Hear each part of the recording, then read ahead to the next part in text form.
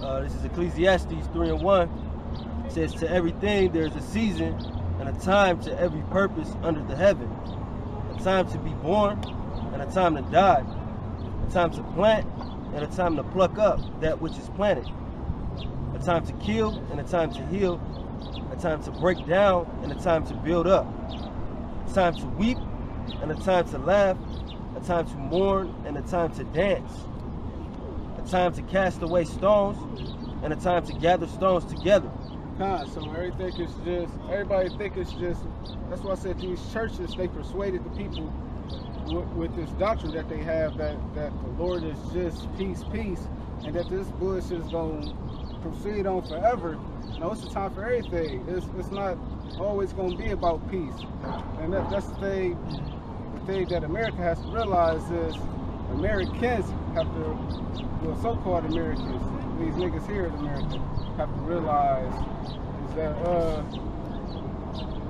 this place ain't untouchable. They think that they just gonna be comfortable all their life, and that this system never gonna fail, and that they just gonna try to live out this American dream, be a rapper or some shit, like that's gonna last forever. All that is about to come to the end. That's why I said, it's a time for war. It's a time for destruction, and the Lord is about to pluck up and tear down. God. A time to embrace and a time to refrain from embracing. A time to get and a time to lose. A time to keep and a time to cast away. A time to rent and a time to sow. A time to keep silence and a time to speak.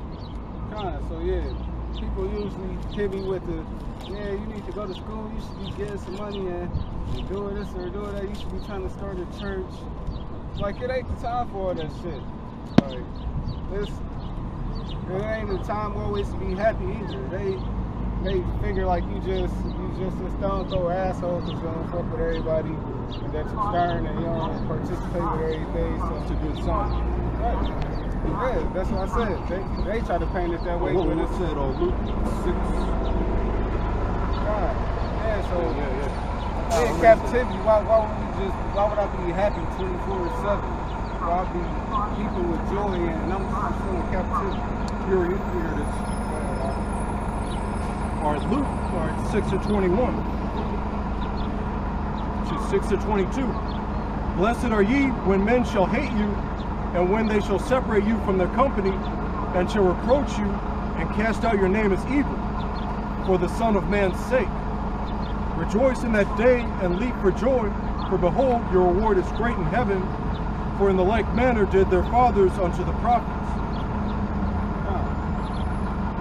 Yeah, so basically when they see you doing something different, or when you stand out, no matter if you're doing good or bad, they're going to find some bullshit to try to throw you under the bus and a little sneak this and trying to make you look bad, trying to make your name sound uncredible. Try to get you to go to the barbershop and mention, hey, I come here. Shit like that, or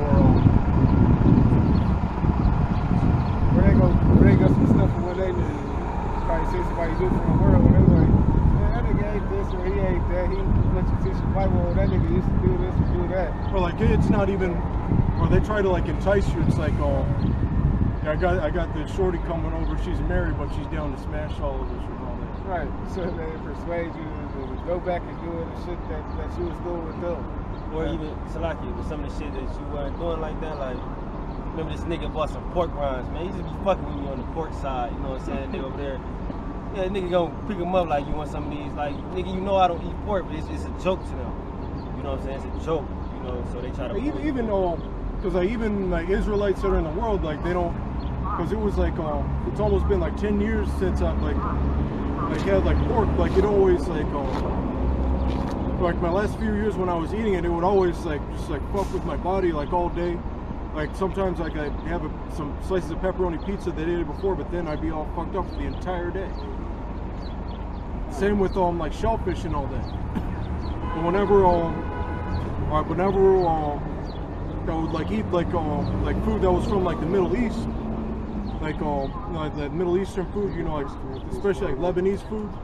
Alright, because that's the food that's most similar to the type of food we ate in the ancient world. Alright, then like it would just like vibe with like my system and all that, and I'd be like all right for the whole day. Huh. Yeah. Oh no, I did have something. All right. This is Matthew 24 and 19. And woe unto them that are with child, and to them that give suck in those days. But pray ye that your flight be not in the winter, neither on the Sabbath day. For then shall be great tribulations, such as was not since the beginning of the world to this time, nor never ever shall be. So it's really imperative, like Brother said, you gotta take these scriptures, what the Lord is saying in consideration, man. Something finna happen, something is going on. There's gonna be a time that it never was. That's some scary shit. Come. Like, even when I was reading the Apocrypha, I turned on the lights. I didn't even want to be in the dark right there, because it was talking about, the Apocrypha goes into what was going on in Egypt, how all those apparitions was coming. It don't explain the whole story in Exodus, but then it explains the rest of the story. In that darkness, in that gross darkness, it was demons. It was, man, I could imagine. I'm like, that shit fuck with you a little bit. I remember reading that, like, it was fiery serpents in the dark. Yeah, Imagine being pitch you black. just see some eyes opening up in the dark. You're like, oh, like, you know what I'm saying? I turned on I even got shook. But I started praying, then I was cool. But y'all don't ever know who to pray to. When you pray, it kind of, it does. It ease your spirit. You be like, all right, I know the Lord's going to protect me, and I know whatever's going to happen is the Lord's plan. You know?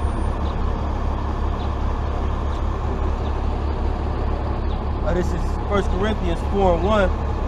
It says, let a man so account of us as of the ministers of Yahweh Shai and stewards of the mysteries of Yahweh.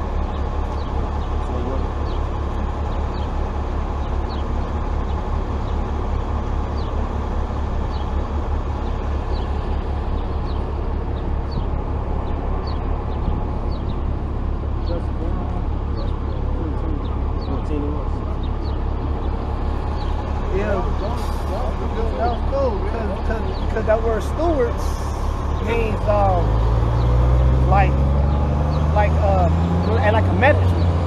It means like a manager.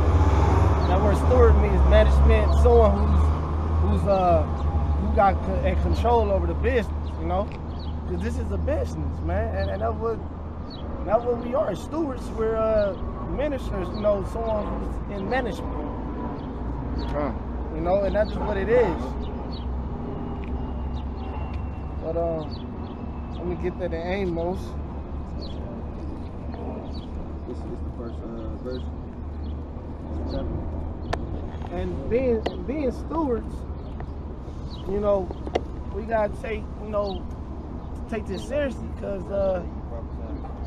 if you don't do good at your job, man, the Most High will find someone else. You don't want that spirit taken from you, man. You gotta show up to work on time. You gotta make sure the place clean. Make sure the customer's always right. Fuck that, man. Fuck the customer. I mean, hey, we the stewards, man. Fuck the customer. Come on, they have the business. The customer's all right. That motherfucker just said something crazy to me. How the fuck I put you supposed to be right? The spirit is fuck that shit, man. The spirit hit Shalom, brother. The spirit hit him. He right. Fuck that shit. Y'all come in here talking polite. All you mini-me polite people, you gonna get your ass cussed out, like the brother said. The spirit jumped on him. Right, he stopped in mid-stride, like, mid-stride, you know like, what? That's right. You got that right. Fuck these guys. His foot ain't even get the chance to down. He did that spin. Spirit hit him.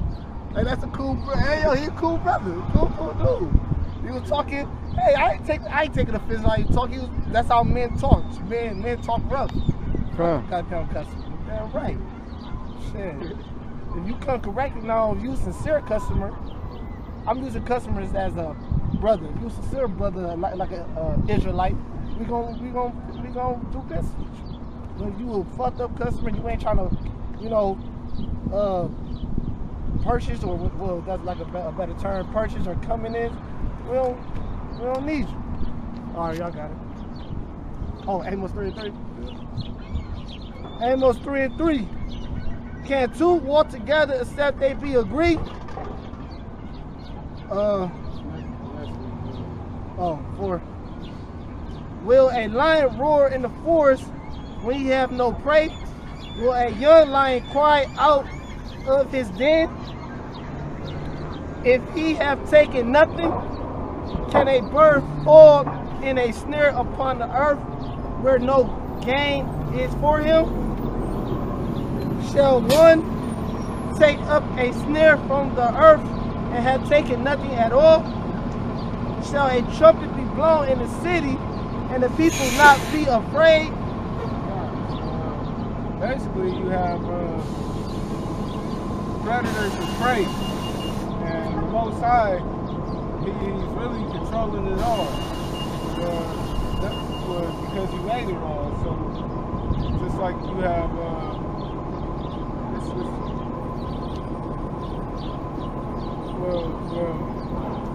keep reading a little bit more. It say, and the Lord, shall there be evil in the city, and the Lord have not done it? Surely, Yahweh Ba'Hashem Yahushua will do nothing but have revealed his secrets unto his servants, the prophets. Basically, it's a story that's history is written in stone. The Lord just put his spirit on man to prophesy and to give you the warning. That's why I said when a tragedy or something like that happened, it's already written in the scripture, so you can go in and pull the scripture out and basically confirming that his word is true. That's why I said that being on his watchman. It says, so it'll be evil in the city, and the Lord have not done it. So that's what I said. The Lord is really the one that's really working shit. Right, so when you hear about these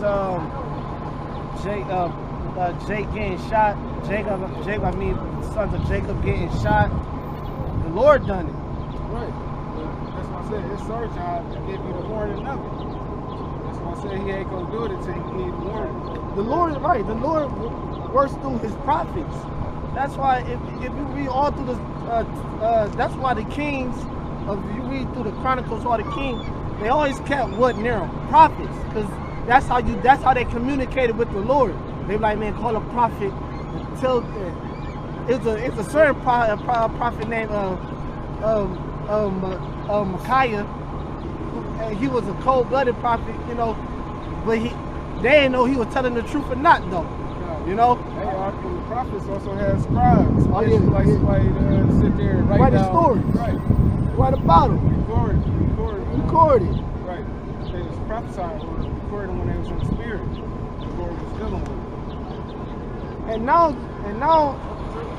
now it's like we the prophets, because we actually speaking on what the Lord is going to do and what he is doing. And just like how like in Samuel, the truth has to be revealed for you to get it. The Lord revealed it unto us so we can tell you what's going on, man. Now we ain't gonna prophesy smooth things, man. We can't. We gotta prophesy what's written, man. You know? And we can't prophesy what's not written. We gotta, you know? We're not coming with our own words. We're not coming with our own words. That's why I said this is a movie that we basically break it down for you. It's already written. It's a screenplay. Everybody just come in their role. It's written down, but you still can't understand you can read it, but if you don't got to understand it, it don't matter. You just reading words. You know? And that's what it is. What it say in Daniel, it said it should be sealed up to the end, until time for the end. And that's where we at. That's why now we have the accurate breakdowns and we can tell you who all the nations are and stuff like that. Because that's why I say it's a time for everything. Now it's a time of prophecy. Give me 1 Samuel 3. It's not just going to be a time of prophecy no more. It's going to be a time of action where you have all the tribulations come to this place. So that's why I said That's the time we in. You gotta know what time it is.